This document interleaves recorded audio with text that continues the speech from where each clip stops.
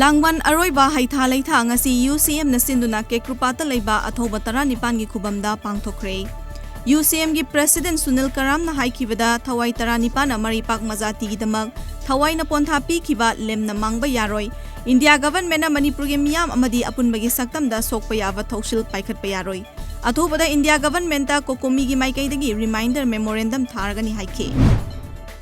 Sports Ministry is set to upgrade 8 Kilo India State Centers of Excellence KISCE na crore maudra mga kalaktra mapan kaithokna Olympic kidamak sanaroi afaba puthokna bahotnagadori. Sports Minister Kiran Rijiju na leipak asigi sanaroi kaya semgatuna Olympic Games ta maralong na ba government na thorang asi paikhatpani. Naron da puthoklakpa using Assam Rifles na fagat kre Kamjong District ki Sorvung Khuldagi fungyar fauba naron da using puthokle haiba akak na papaw mafangbadagi Assam Rifles na achat awong sing check tawbada using adu Saktiman truck registration number MN01 7422 dagi fagat khibani.